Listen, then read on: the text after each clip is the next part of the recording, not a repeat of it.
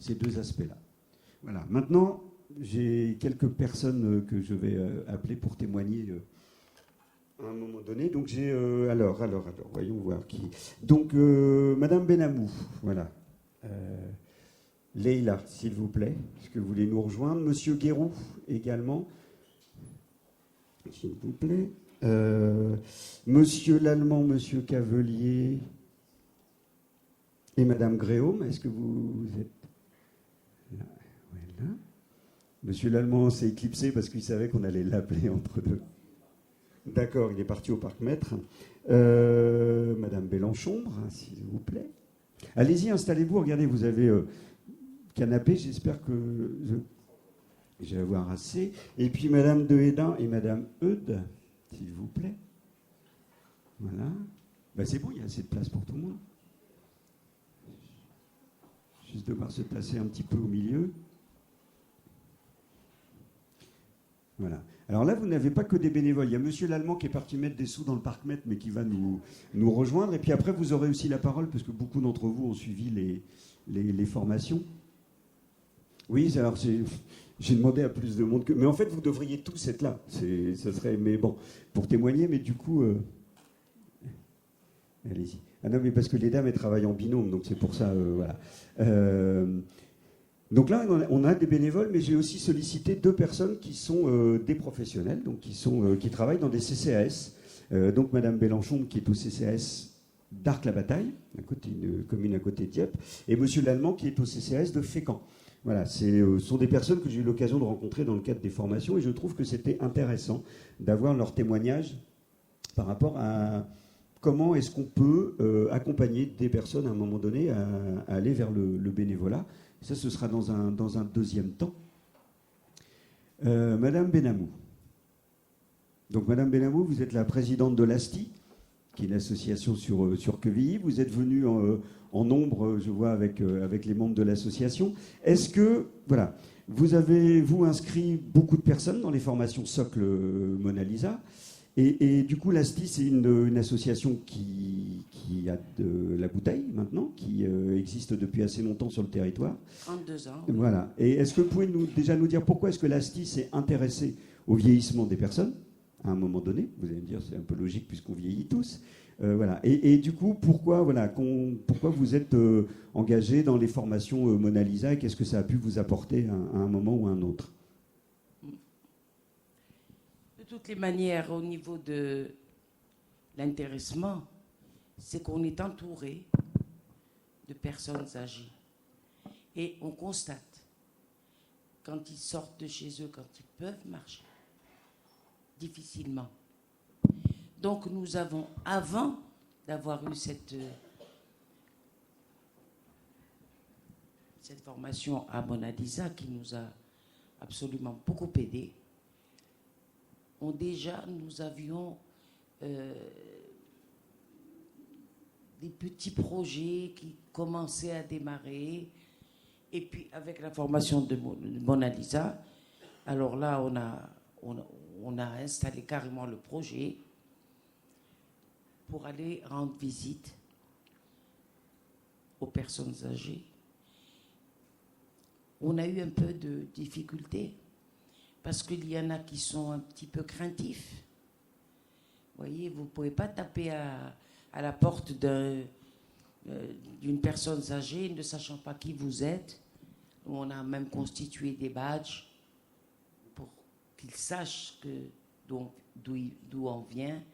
Les personnes âgées, bon, à la longue, nous nous sommes dirigés vers France Bénévolat, les clics, les CCAS.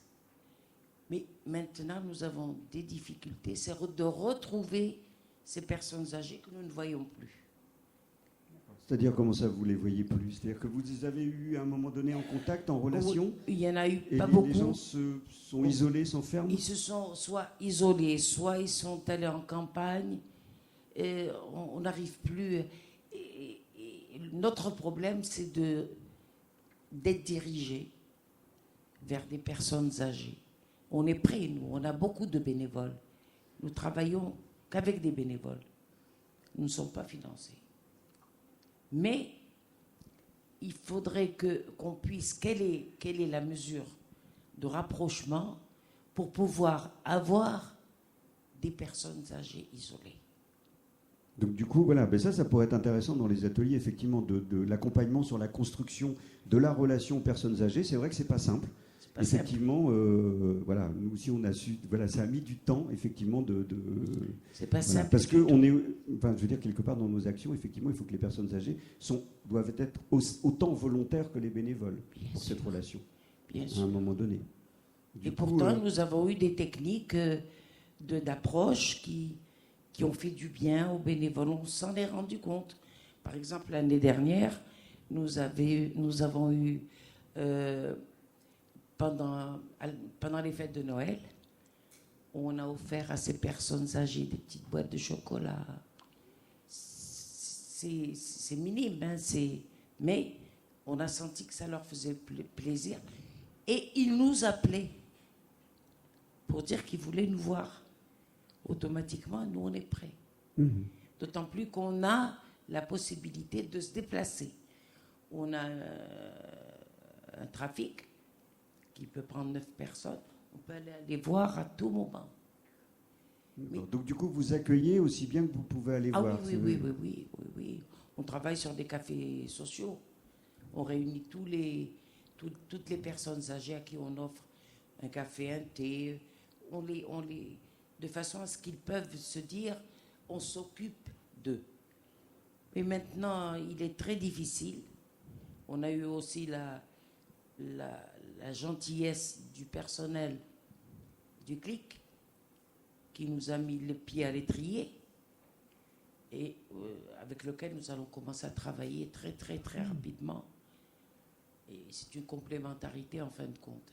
Tout à fait, d'où l'intérêt, effectivement. Voilà. Et comme vous parliez de café, moi je vois tout de suite la passerelle avec le Café des Champs. Voilà. Vous avez normalement les micros, j'ai vu que... Ça marche, hein. Normalement ça fonctionne. Allez-y, essayez. Oui, bon. Donc du coup, le Café des Champs, donc M. Guéroux, donc, membre du Café des Champs, donc, qui est une association qui au départ est basée à Darnétal. Voilà. Alors... Et qui rayonne à travers une action, effectivement, où l'idée au départ c'était des cafés qu'on allait ouvrir pour recréer des lieux de socialisation, de convivialité, de plaisir. En 2015, Evelyne Dehu, qui a créé l'association, s'est aperçue que dans les campagnes, il y avait beaucoup de cafés qui étaient en déshérence, et elle s'est dit que ça pourrait être le lieu, puisque par définition, c'est un lieu de convivialité, c'est un lieu de rencontre. Donc, en réunissant des personnes dans les cafés, ça permettrait de faire revivre les cafés, ça permettra en même temps de lutter contre la solitude. Et à partir de là, c'est créé l'association Café des Champs. Donc c'est un peu l'image de marque du Café des Champs, ça, les animations de café. C'est-à-dire qu'on emmène des personnes dans les cafés, on crée des animations qu'on fait connaître par des affiches, et on passe l'après-midi. Alors les personnes, il peut y avoir les personnes qu'on amène, il y a des personnes des CCAS, par exemple il y a le CCAS de Mont-Saint-Aignan qui amène des personnes, une quinzaine. Bon, et l'autre action importante du Café des Champs sont les visites à domicile. Donc les visites à domicile, les cas nous sont indiqués en général par les CCAS, les CLIC, c'est que ça représente 90% des visites. Il y a quelques visites qui sont, ce sont par exemple des enfants qui appellent pour leurs parents. Voilà. Et d'où l'importance des formations, parce que les visites à domicile, on ne peut pas faire n'importe quoi. Ce sont des visites de courtoisie. Comme vous le disiez tout à l'heure, on ne remplace pas le médecin ou les autres aides qu'il peut y avoir à domicile. Et je dois dire que, pour donner un témoignage, le mien, parce que c'est encore celui que je connais le mieux, les visites, on fait une visite d'un monsieur qui est en fauteuil, qui est avec sa femme, et en fait, on soulage sa femme, parce qu'elle, ça lui permet d'aller chez le médecin, d'aller à la banque, par moment, on n'a pas trop envie d'aller faire la visite parce qu'on est fatigué, on est un peu patraque. Et le fait d'avoir le contact avec quelqu'un, on ressort tout. Donc ça sert à tout le monde en fait. On ressort tout ragaillardi, on est content, on a passé un bon moment, la personne aussi. Parce que la personne qu'on visite, elle veut nous montrer, elle nous dit, voilà, elle nous le fait comprendre. Maintenant, je suis comme ça, mais avant, je faisais telle chose. Il y a tout un... Et on apprend énormément sur des métiers qu'on ne connaît pas, sur des activités qu'on ne connaît pas. Je trouve que c'est des échanges vraiment enrichissants. Et voilà. Très bien, merci. C'est vrai que c'est effectivement un des axes de la formation, c'est de permettre, alors certes il y a des apports, comme on dit en toute formation, mais il y a aussi l'échange. C'est-à-dire que des bénévoles qui sont d'un endroit ou d'un autre, alors effectivement on est obligé de faire les formations SOC sur un territoire donné, hein. On a fait sur le territoire de Rouen, territoire du Havre, territoire Fécamp-Yvetot, territoire Dieppe, Tréport, etc. Mais tout de même des structures qui se rencontrent avec des personnes différentes qui se rencontrent, le fait d'évoquer ces motivations, à un moment donné, c'est intéressant. Du coup, vous, pourquoi vous avez décidé de vous engager dans ce genre d'action? Je ne sais pas pour vous piéger, mais qu'est-ce qui... Moi, je vous dirais qu'en fait, ça va paraître très, très curieux, mais moi, je n'étais pas spécialement attiré par les personnes âgées. D'ailleurs, j'aime pas trop le terme de personnes âgées, je préfère parler de nos aînés. Et en parlant des aînés, c'est une façon de se les approprier, donc de se responsabiliser. Parce que des personnes âgées, on trouve toujours des personnes ou plus jeunes ou plus âgées, bien sûr. Je sais bien que le terme, c'est un terme générique, c'est plus facile. Et moi, je suis venu un peu par hasard là-dedans. Je n'étais pas donc spécialement attiré par le thème. C'est plutôt les membres de l'association. J'ai trouvé que c'était une équipe formidable. Et c'est plutôt l'équipe du Café des Champs qui m'a poussé à avoir une activité à l'intérieur de cette... D'accord, donc les bénévoles mobilisent d'autres bénévoles aussi, donc voilà. Ce qui est plutôt... Et puis il ne faut pas oublier que quand on fait du bénévolat, on lutte aussi contre l'isolement, parce que le fait d'avoir une activité avec d'autres personnes, c'est aussi une façon de lutter contre l'isolement. Tout à fait. Ça, on s'en rend de plus en plus compte, mais on verra ce que ça donne cet après-midi à la restitution des ateliers, mais il s'avère que... Enfin, moi, ce que j'ai pu constater aussi en ayant suivi l'ensemble des formations, c'est que, certes, à l'origine, on vient dans une action de lutte contre l'isolement social des personnes âgées, mais qu'on y trouve aussi pour soi beaucoup de choses, ça c'est évident, c'est le principe même aussi un peu du bénévolat, et qu'aujourd'hui, il y a aussi des personnes à qui ça permet effectivement de retrouver un contact avec l'autre. Alors pas seulement avec les personnes âgées, mais avec l'association qui pilote, ou la collectivité, c'est-à-dire retrouver à un moment donné aussi une action sociale.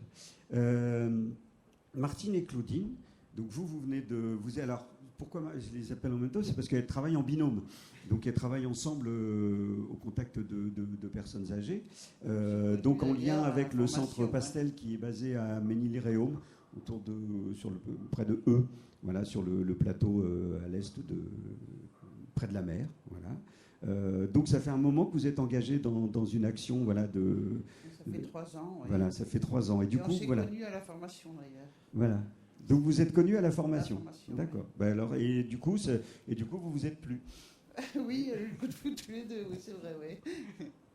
Non, mais... Alors comment ça se passe? Comment vous êtes avec la même... Alors moi je sais un petit peu, mais que vous êtes avec la même personne depuis les 3 ans? Nous avons 3 personnes. Nous avons une dame de 81 ans, hein, une personne seule. Sa fille est à Paris, donc elle est seule dans sa maison. Et un couple isolé, mais pas âgé. Et le monsieur est très Du coup, pourquoi vous avez décidé... Alors, il faut que vous mettiez le micro un tout petit peu plus près de la bouche. Pardon. Non, mais c'est pas grave. Pourquoi est-ce que vous avez décidé déjà ensemble, voilà, parce que c'est ce qu'on préconise aujourd'hui de travailler en binôme, mais vous avez souhaité faire ensemble, et qu'est-ce que ça vous apporte de faire ces rencontres à deux? Le couple que nous allons voir, ce sont des personnes isolées, mais avec de gros problèmes. Donc il était indispensable d'être à deux pour pouvoir gérer la situation, parce que c'est assez difficile. Et ça nous permet comment dire, à la sortie de... Quand on sort de chez eux, parce que quand on sort de chez eux, ça permet de discuter des problèmes qu'ils peuvent avoir et pour nous, c'est... Et du coup, le fait de faire à deux, pour vous, ça vous permet aussi de, je dirais quelque part, aussitôt après les rencontres, les temps, de pouvoir en reparler tout de suite. Ouais. Et puis, Ouais, Oui, ça, il nous faut ça, ça. c'est Il nous faut et ça, ça, hein. c'est important. C'est C'est une important. situation difficile, très difficile à gérer, c'est vrai, oui. Et avec le temps, on commence à comprendre le mécanisme du couple et les problèmes qu'ils ont eus, parce que quand on a été parachuté chez eux, on n'avait pas assez d'informations. Donc on a fallu deviner beaucoup de choses avant qu'on arrive à installer le dialogue avec ça fait eux. quand même 3 Et ans maintenant, ça qu'on se y passe va, très quoi. bien. Hein, Et du coup, vous y allez sur quelle fréquence? Comment ça se passe? Deux fois Comment ça par se- mois, oui. Ça dépend, tous les 15 jours, une fois par mois, ou Oui, ça ça dépend dépend, du nombre oui. de temps qu'on a. Parce qu'on a une autre filleule qu'on rencontre tous les 15 jours. Et puis bon, on l'appelle notre rayon de soleil. Parce que c'est l'inverse de celui qu'on va avoir le couple, quoi. Et elle nous amène beaucoup de joie aussi.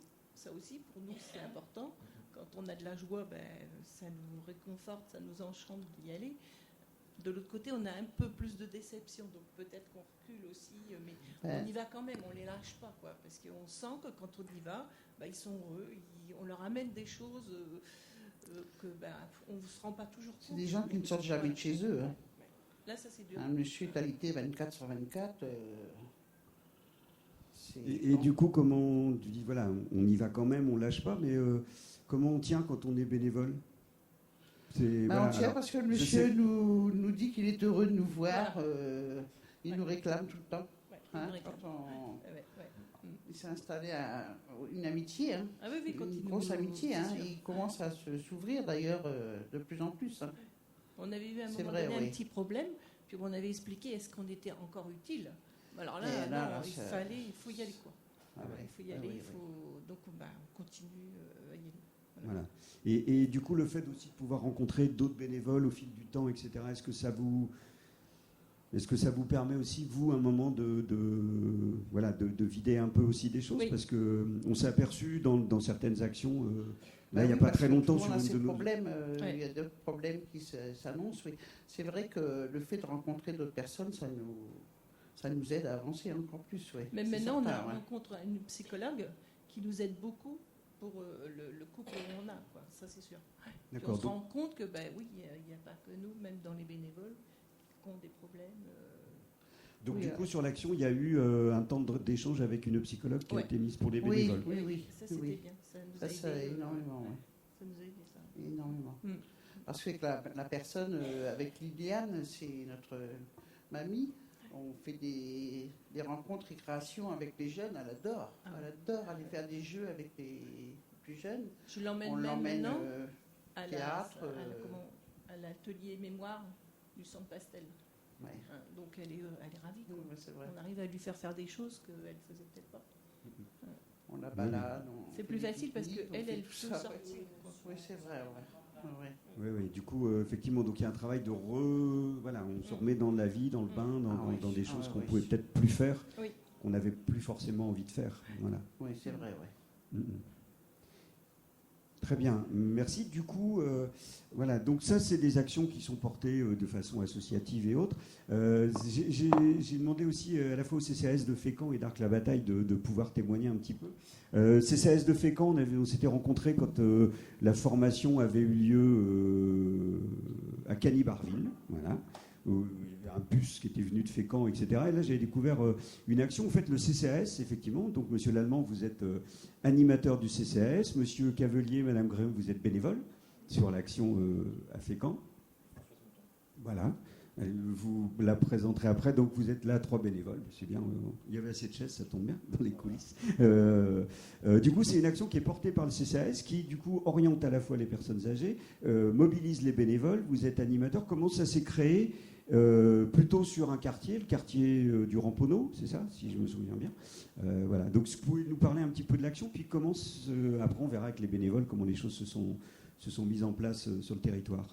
Alors en effet, je suis Nicolas Lallemand, je suis responsable du service animation senior et notre direction est le pôle proximité solidarité, la ville de Fécamp, a demandé à ce qu'on se réunisse entre professionnels pour voir comment on pouvait répondre à un appel à projet qui s'appelle Mobiliser dans les quartiers, donc de Mona Lisa, qui avait pour but d'impulser une dynamique citoyenne autour de l'isolement, de la lutte contre l'isolement des personnes âgées. Donc à cet effet, c'est plus dirigé vers moi puisque j'étais dans l'animation senior, et donc on nous a demandé de voir pour essayer de solliciter des bénévoles, réunir donc des bénévoles autour d'un montage de projet.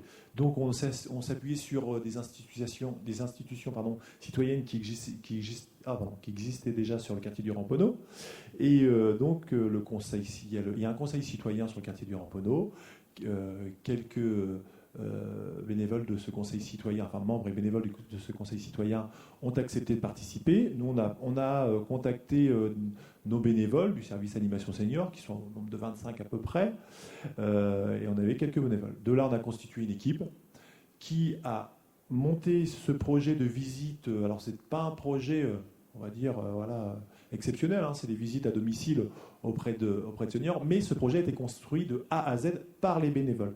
Donc ce projet-là a été retenu dans le cadre des 15 projets qui ont été retenus dans cet appel un projet national.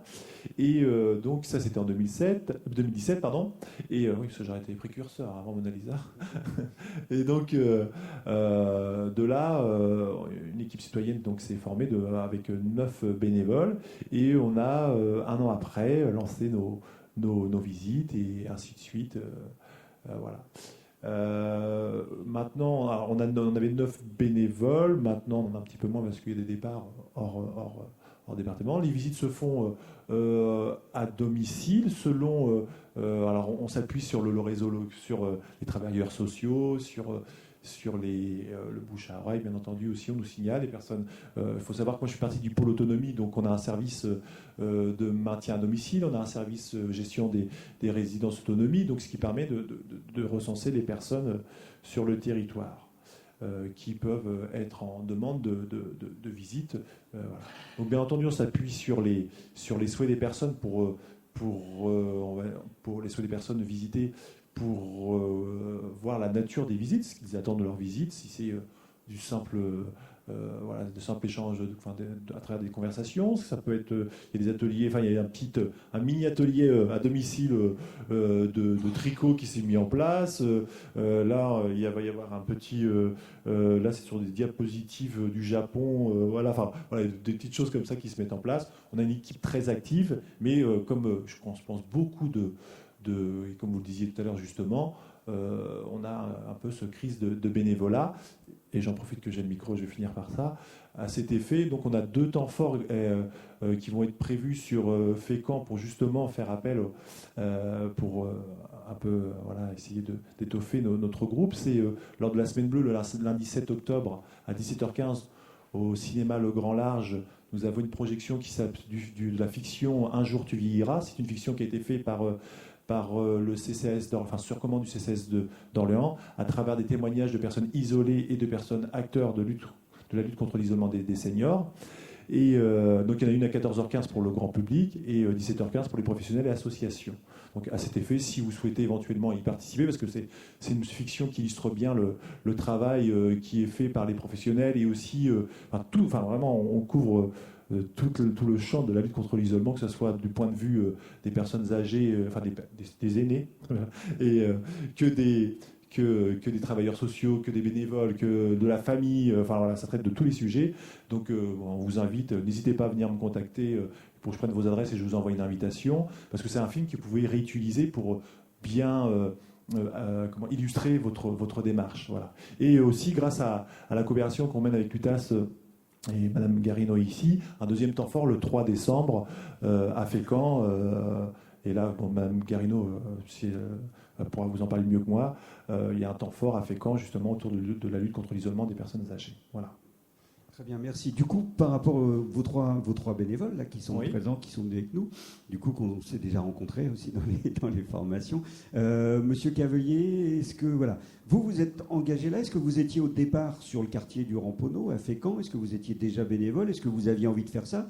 Comment vous avez été embarqué dans cette histoire? Moi, j'ai rejoint l'équipe Mona Lisa de Fécamp un peu plus tard, en 2018, quand j'étais en retraite.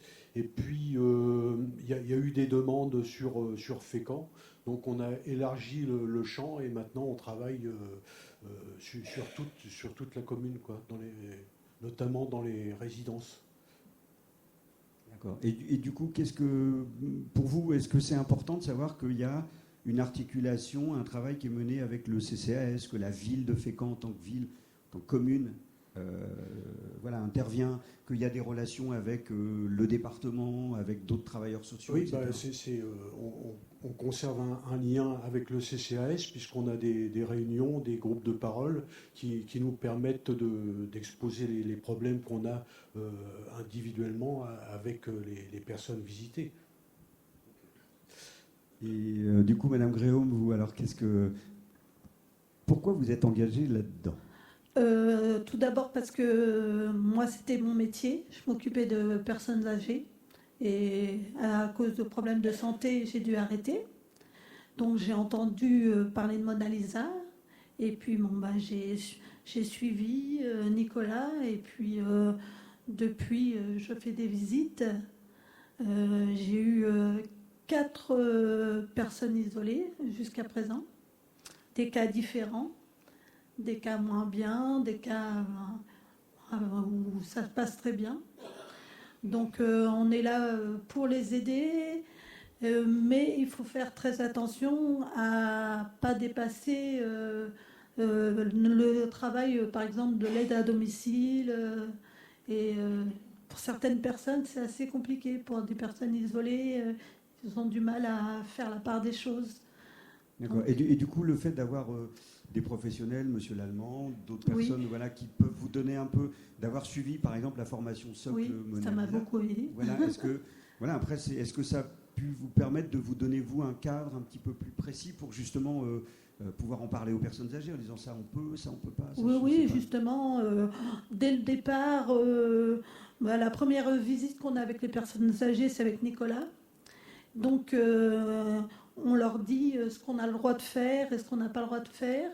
Et là, on signe une charte et donc ils comprennent vraiment qu'on est là pour l'animation, pour les sortir, mais qu'on n'est pas là pour faire le ménage ou quoi que ce soit. Donc, voilà. D'accord. Et vous allez vous présenter du coup, parce que j'ai pas entendu, j'ai surdité. Ça pareil. Alors moi, c'est Françoise Mouton. J'étais déjà engagée au service des personnes âgées dans ma propre association. Et je connais beaucoup Nicolas et j'ai adhéré complètement au projet Mona Lisa. Je trouve que d'être en binôme, c'est pas mal du tout parce que on est moins seul face à la personne selon ses demandes et tout. Et je trouve que ça permet de repérer des situations aussi, je trouve, d'aller comme ça en visite et non pas en tant que médecin. Ça permet de repérer des situations de détresse que les personnes, parfois, ces personnes-là ne veulent pas en parler aux médecins, mais peuvent très bien, par leur attitude, révéler qu'ils ont un problème qui pourrait être pris en charge.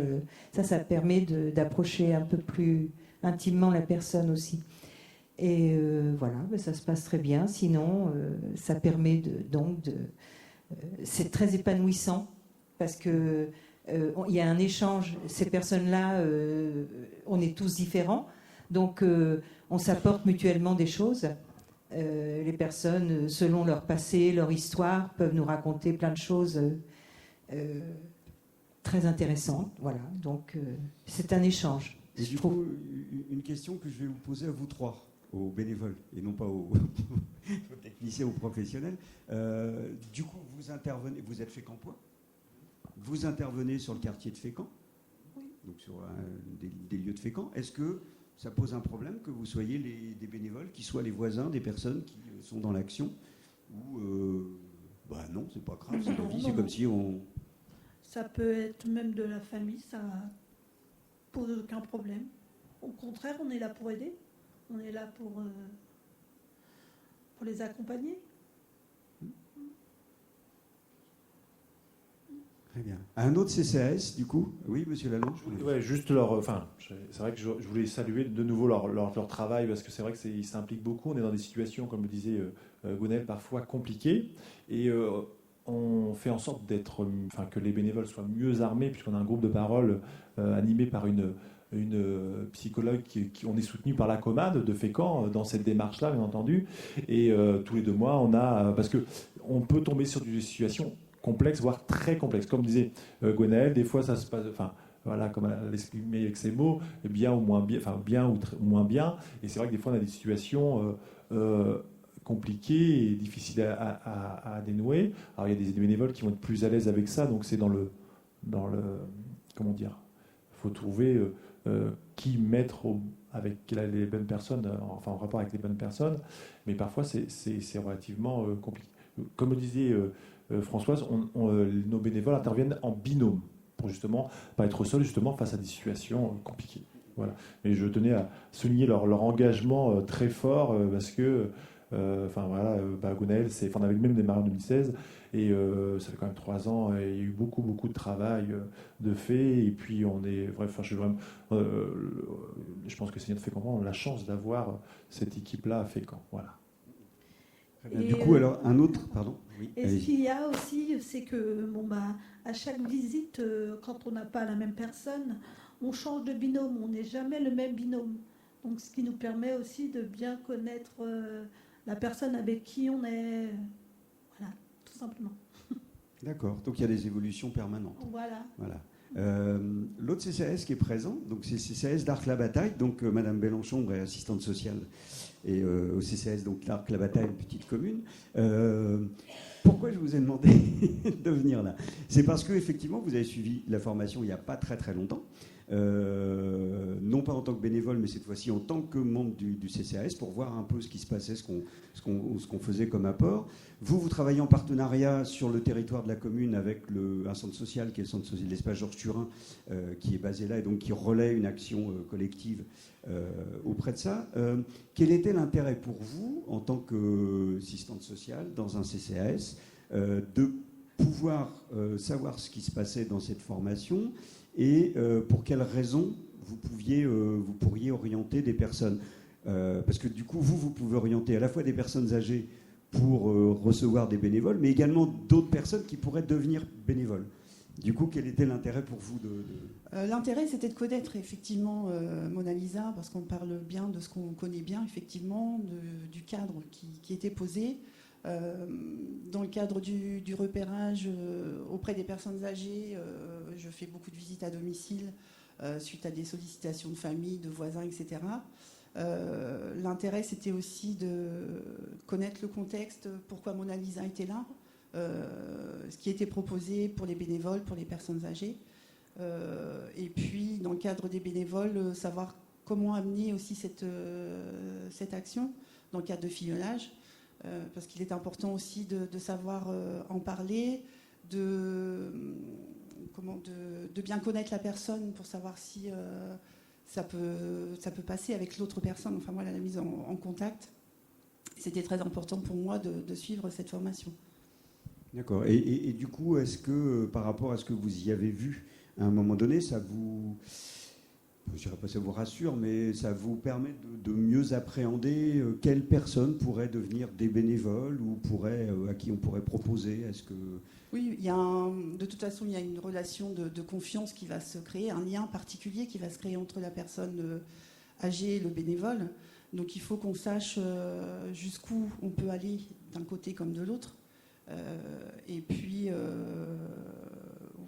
le cadre était important pour moi, ça m'a apporté quand même beaucoup de choses, de savoir qu'il y ait quand même d'autres partenaires présents, d'autres bénévoles aussi, d'avoir leur ressenti par rapport déjà à leur action, comment ça s'était passé, les situations difficiles, comment les gérer, vers qui se retourner aussi, qui on peut appeler, qui on peut solliciter.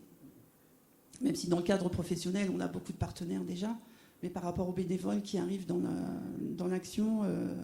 de savoir qu'il y a des personnes autour d'elle qui vont l'aider dans la démarche.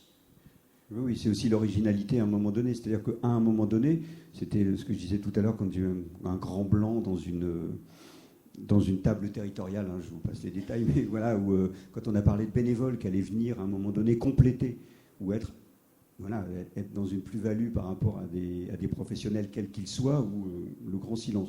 Aujourd'hui, effectivement, tout le travail qui est mené partout, hein, sur tous les territoires autour de ça, fait qu'aujourd'hui, des professionnels, alors gérontologiques, entre guillemets, mais qui travaillent auprès des personnes âgées, ont compris, c'est que les bénévoles ne viennent pas remplacer, viennent pas faire à la place d'eux, mais sont bien une plus-value aussi.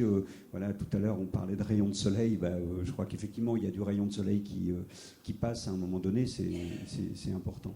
Et le fait d'être en partenariat avec une structure associative, alors qui est en l'occurrence un centre social, mais ça pourrait être une autre association qui porte une action, est-ce que pour vous, c'est aussi intéressant d'avoir aussi d'autres professionnels qui vont être des professionnels de l'animation pour bien sûr, ensuite relayer, accompagner les bénévoles? On a un rôle différent chacun. Effectivement, l'animation, c'est complètement autre chose. C'est un apport différent. Nous, on est dans le repérage, comme je disais, dans le repérage d'isolement. L'animation est un domaine complètement autre. Donc, le centre social, dans ce fait-là, eux, suivent des formations différentes. Moi, je suis surtout pour la mise en relation entre les bénévoles et la personne. Donc, le centre social amène, lui, son côté animation. Donc, on fait toujours la visite en partenariat, donc avec le bénévole, la personne âgée, la personne qui est orientée et la personne qui va être en charge de l'animation. Enfin, voilà, si j'arrive à bien m'expliquer. Dans ma tête, c'est bien clair, mais voilà. Donc, ce que je voulais dire aussi, c'est que le bénévole va servir aussi de signal d'alerte, entre guillemets. Une situation particulière, on ne va pas forcément en avoir connaissance, nous, mais le fait d'être présent chez la personne va nous dire, donc vers moi ou vers d'autres personnes, voilà, j'ai senti ça chez la personne, est-ce qu'il n'y aurait pas besoin de ci, de ça, voilà. D'être un peu un signal d'alerte aussi. Oui, travailler aussi sur la prévention. Oui, la c'est prévention. aussi ce qu'on voit à un moment donné. Alors, ce qui est le plus compliqué, effectivement, c'est de trouver la personne isolée. Parce que le fait qu'elle soit isolée, elle ne va pas faire appel à d'autres, à des dispositifs. Donc, effectivement, c'est l'entourage familial, amical ou voisin qui va nous alerter. Très bien, merci beaucoup. Merci. Vous avez peut-être des réactions dans la salle, parce que vous êtes aussi, vous êtes encore plus nombreux bénévoles ou professionnels dans la salle que sur la scène. Il n'y avait plus de chaises, donc on ne pouvait pas mettre tout le monde. Est-ce que vous avez des réactions ou voilà, des témoignages complémentaires à apporter? Allez-y, n'hésitez pas, c'est le moment. On pourra encore cet après-midi quand on fera la restitution des ateliers, mais... Donc allez-y. Moi je connais dans la salle, tant pis, hein, je vais taper au hasard. Moi je connais un monsieur qui est presque dans le fond de la salle, qui est venu 2 fois suivre la formation Socle Mona Lisa. Oui, l'âme noire. Voilà. Pourquoi? Et puis je sais que voilà, vous travaillez beaucoup sur ce champ-là au sein de l'association. Du coup, voilà, comment ça a évolué entre le moment des formations et puis le moment aujourd'hui, quoi. Bonjour à toutes et à tous. Je remercie les acteurs de Mona Lisa et le conseil départemental depuis longtemps, parce que monsieur avait parlé de la date 2007. Depuis 2007, on a participé par des actions auprès de la personne âgée. Donc à la CIE, nous avons un café social qui tous les jeudis après-midi et qui nous sert aussi d'outil de base pour identifier, repérer les personnes qu'on ne voit pas. Jusqu'à présent, ça se passe très très bien et Madame Leila l'a évoqué, c'est qu'on a un besoin d'identification des personnes, je ne dis pas isolées, mais des personnes victimes de la solitude. Nous avons plusieurs projets, notamment entre jeunes et personnes âgées pour effectuer des visites, faire des documentaires, mais on a peu de moyens humains et financiers. Mais on tient à le faire. La majorité des intervenants dans l'action auprès des personnes isolées sont bénévoles et ils aiment bien faire ce qu'ils font. Ils partent du principe que c'est un investissement citoyen et c'est même un devoir. Parce que c'est des gens qui ont contribué, les personnes âgées, retraitées, ils ont contribué par l'éducation de leurs enfants, par leur apport à l'essor économique et social. Donc c'est à pas à négliger. Et grâce à cette rencontre, on va échanger nos pratiques, on va consolider notre travail. J'ai eu une idée sur une question de maillage au niveau de la région qui est en train de se créer. Nous souhaitons faire partie. Il y a ici des bénévoles qui interviennent depuis longtemps et qu'on essaie d'accompagner avec l'aide d'Éric. Et je vous remercie beaucoup. Merci. Il y a d'autres personnes qui veulent réagir. Oui, Madame Varnière.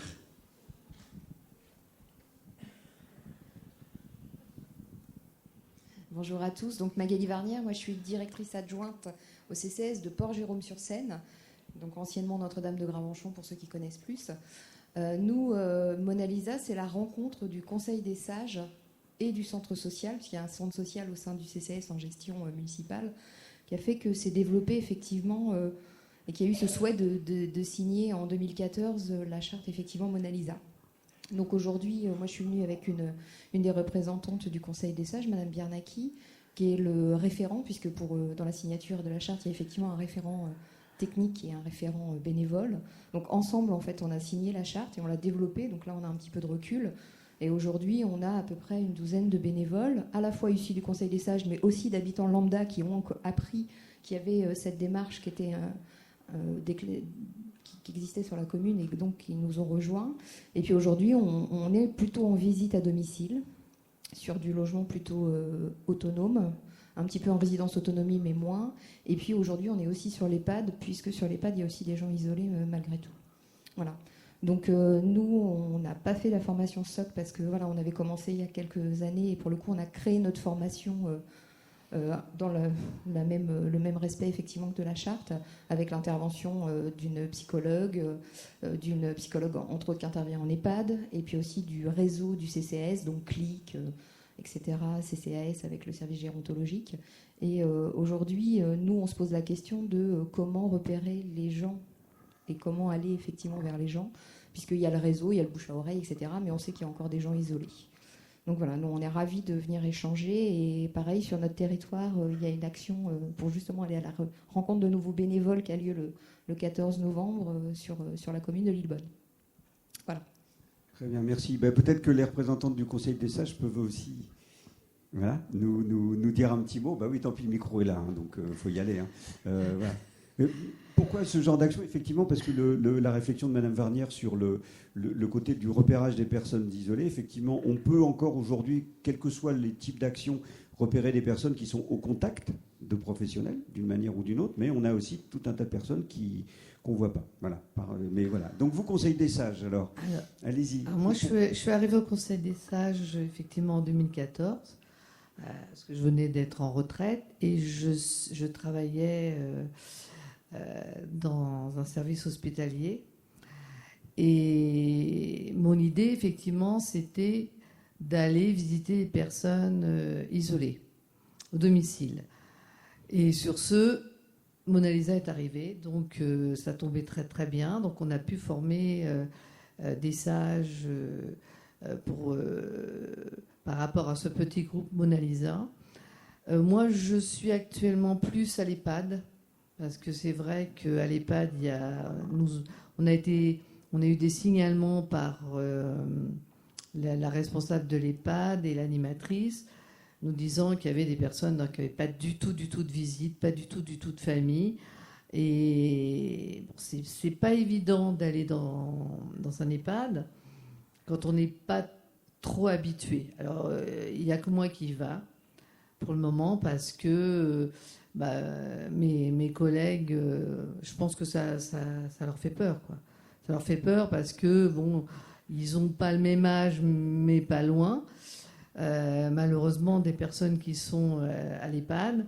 Donc, bon, on peut comprendre. Donc, moi, ça va, je suis habituée, donc ça ne me dérange pas du tout. Et c'est vrai qu'il y a quand même beaucoup de gens isolés. Mais au domicile, sinon, mes collègues vont au domicile, ça se passe bien. Et c'est vrai, comme disait Magali, notre souci, c'est que je pense qu'il y a encore plein de gens au domicile qui ne sont pas signalés.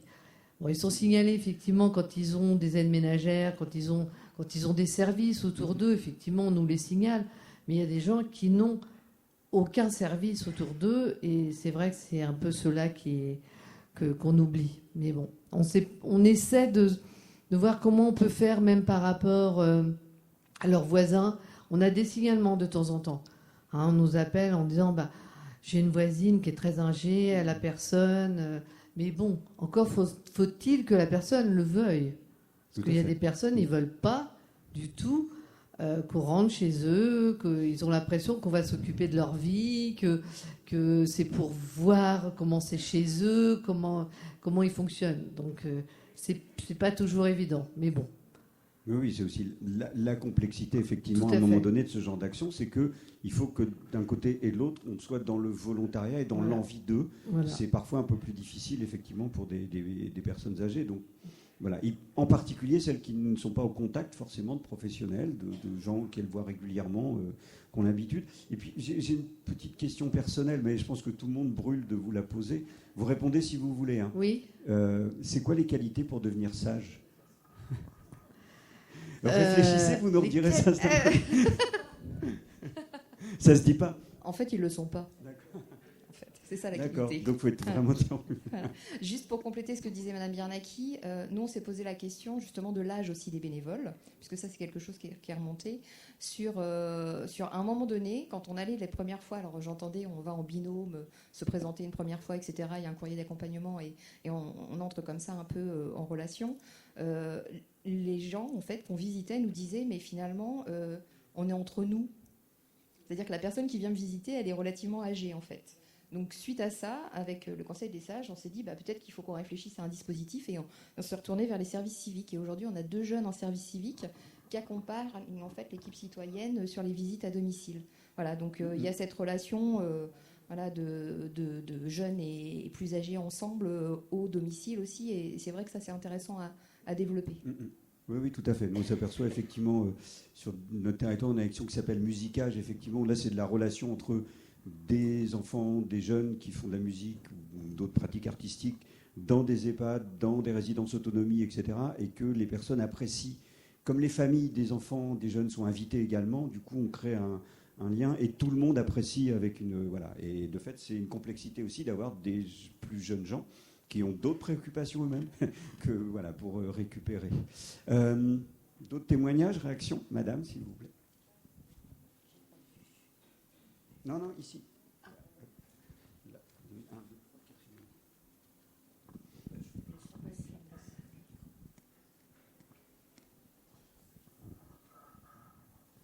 Oui, bonjour, Colette Saint-Martin. Donc moi je suis coordonnatrice lutte contre l'isolement au CCAS du Havre. Donc je suis venue avec Déborah qui est référente lutte contre l'isolement et Hervé qui est bénévole à domicile auprès d'un monsieur. Effectivement au niveau de Mona Lisa, donc le CCAS du Havre est signataire depuis 2015. Et nous on est porteurs de la coopération locale Mona Lisa. Donc on avance, on essaye de fédérer toutes les associations, structures qui œuvrent en matière de lutte contre l'isolement. Donc nous, on a choisi d'essayer de mettre en avant, de mettre en lumière tout ce qui peut se faire déjà et d'aider les associations à trouver des bénévoles, à repérer des personnes âgées. Effectivement, on est dans les mêmes problématiques que nous tous. Comment trouver davantage de personnes isolées, parce qu'on sait qu'il y en a beaucoup. En matière de formation, bien sûr, on s'appuie aussi sur le CLIC, la Maya, toutes les formations internes qui existent. On a essayé il y a 2 ans aussi d'impliquer des associations du Havre à participer aux formations au socle. Bon, ça ne s'est pas fait, peut-être pour des questions de disponibilité, etc. Maintenant, là, on a en projet effectivement de relancer l'envie de participer à ces formations. Des associations au Havre ont aussi des difficultés à trouver des bénévoles. Hein. On a l'association Café des Champs, Petits Frères des Pauvres, France Bénévolat, etc., qui font aussi beaucoup de visites à domicile. Et on est régulièrement en lien avec eux aussi pour avancer dans le sujet. Donc, on est ravis de participer. Alors on diffuse aussi au Havre le ciné-débat Viens, je t'emmène, comme à Fécamp, et au mois de novembre. Et du coup, oui, Un jour tu vieilliras. Voilà, je me suis trompée. Un jour tu vieilliras. Et du coup, nous, on a choisi de mettre en avant 2 temps forts dans le cadre de la Semaine nationale Viens, je t'emmène, en novembre. Qui est aussi une période pas facile, le mois de novembre. Il fait pas beau, les fêtes approchent. Donc, en Normandie, tout du moins. En Normandie, bon, aujourd'hui il pleut, mais ça fait longtemps qu'il a plu.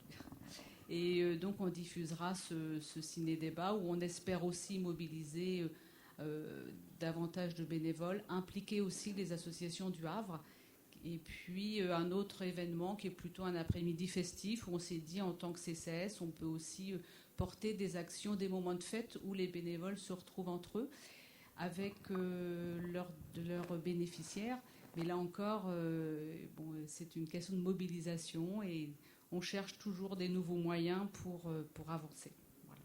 Voilà. Bon, du coup, pour les formations socles, on a déjà fait 2 sessions au Havre, mais il y en a d'autres qui sont alors programmées, mais les dates se programment avec vous, avec les structures qui ont besoin, qui le souhaitent. Les locaux, en général, le conseil départemental met à disposition des locaux, que ce soit dans des CMS, aux UTAS, ou etc. Voilà, mais dès qu'il y a besoin d'1 ou 2 sessions de formation, puisque l'idée, c'est quand même qu'on ne soit pas plus de 12-14 dans la session de formation pour qu'il y ait un vrai échange et du vrai temps de rencontre et des vrais apports. La session dure 2 jours. L'idéal, c'est que les 2 jours soient consécutifs. Parce que si on fait une fois une semaine et puis le jour 2, la semaine d'après, il y a des gens qui oublient, qui ne peuvent plus. Puis on n'est plus dans la dynamique du groupe. L'idée, c'est que aussi les gens se retrouvent. D'où le fait, effectivement, que les déjeuners sont pris en commun. Alors, sont proposés, effectivement, quelqu'un qui ne veut absolument pas manger avec les autres peut vivre sa vie, et sont pris en charge également. L'idée, c'est qu'on puisse se rapprocher au plus près, selon les besoins des bénévoles, pour qu'ils aient moins de frais possibles de déplacement, et qu'il n'y ait pas du tout de frais. Donc du coup, les repas du midi, alors c'est peut-être un détail, mais ça fait partie aussi du jeu de la formation. Et il y a des sessions de formation, c'est-à-dire qu'il y a un certain nombre de sessions qui sont d'ores et déjà prévues. Alors, pas programmé encore, puisque là, ça dépendra des demandes qui sont faites. Là, il y en a une prochainement au mois de novembre qui sera programmée sur Rouen. Mais après, il peut y en avoir en janvier, en février, en mars, sur toute l'année 2020, puisqu'elles ont été validées par la conférence des financeurs sur 2 années complètes. Donc, du coup, il y a 5 sessions par an possibles sur n'importe quel territoire en Normandie, en Seine-Maritime. Normandie, qui rallonge. Pardon. Est-ce qu'il y a d'autres personnes qui souhaiteraient intervenir ? Avec la salle et tout. Donc, on vous donne rendez-vous à 14h ici, donc salle Arnaud Beltrame, que si j'écorche le nom du gendarme, ça va pas le faire. Tout simplement, je vous rappelle qu'on a besoin de vous. L'idée, c'est de faire progresser et de faire avancer ce qu'on va donner dans les mois et les années à venir sur des formations, y compris d'autres formations qui seront portées par d'autres organismes de formation. Monsieur Panhard des Petits Frères des Pauvres, qui ne pouvait pas être présent ce matin, sera là cet après-midi, mais ils ont un certain nombre de programmes à partir. Donc, il y a des feuilles sur l'accueil pour vous inscrire. Et en revenant en début d'après-midi, vous saurez dans quelle salle vous êtes. C'est les salles qui sont juste au-dessus, très confortables. Il y a des canapés dans le couloir si vous êtes fatigué à un moment donné. Donc c'est plutôt très très bien. Donc l'atelier numéro 1 sont les apports du... Alors quand on dit le stage, c'est la formation socle. Voilà, dans le cadre de la démarche Mona Lisa. En gros, voilà ce que ça a pu vous apporter, quels sont les changements que ça a pu évoluer, l'idée de faire ça. Donc, ils seront animés par Madame Denoyer, que vous avez vu tout à l'heure, et Madame Durand, qui est actuellement sur la route, qui est la directrice d'un centre social, l'Archipel, au centre-ville à Dieppe. L'atelier 2 sont sur les évolutions qu'il y aurait à apporter à la formation socle Mona Lisa.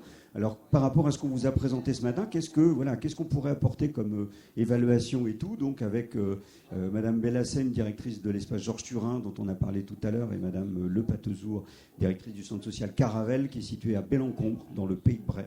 On a de nombreux pays en Normandie, donc Donc voilà. L'atelier 3 sur la définition d'autres besoins en formation, c'est-à-dire on a déjà essayé de recenser au fur et à mesure des formations sur les près de 200 bénévoles qui ont été formés, de recenser quels sont les besoins. Pour le moment, il n'y a rien qui ait véritablement émergé comme une demande, véritablement. Mais il y a beaucoup de demandes de compléments. Alors on a pu avoir parfois, alors c'est au compte-gouttes, véritablement au compte-gouttes, des personnes qui souhaitaient avoir des approfondissements sur les maladies spécifiques, Alzheimer, etc., d'autres maladies. Des personnes qui souhaitaient avoir des précisions sur la relation avec des apports psychologiques ou psychiatriques à un moment donné sur le vieillissement. Mais ça a vraiment été... On a beaucoup de demandes qui sont très individuelles et on voudrait essayer vraiment de construire. Et Monsieur Poinard, qui a travaillé aussi au niveau des Petits Frères des Pauvres sur des parcours de formation pour leurs bénévoles, animera ce temps-là avec Madame Pontieux, donc qui est bien au fait aussi de ce sujet. Et puis cette coopération départementale, on vous a listé tout à l'heure les missions, la volonté, ce qu'ils devaient faire, etc. Mais peut-être qu'aussi, ce serait bien que les bénévoles, les associations, les collectivités, vous disiez ce que vous en attendez à un moment donné. Et ça semble extrêmement important. On est au sein de la coopération départementale, il y a un comité de travail, il y a un comité de pilotage, etc. Parfois, il y a un peu des questionnements sur... on a plein d'outils. Nous, par exemple, des outils, on a mis à disposition des outils pour toute la coopération et pour toute la Seine-Maritime, ce qu'on a mis en place. Voilà. Est-ce qu'il faudrait du partage d'outils, il faudrait de l'échange de pratiques entre les associations, les collectivités, etc. C'est extrêmement important. Donc, c'est M. Courboulet, donc, le Centre social La Parenthèse, qui est à Saint-Nicolas-d'Aliermont, et moi-même, donc, qui animeront ça. Donc, voilà. Donc... Voilà. Et puis,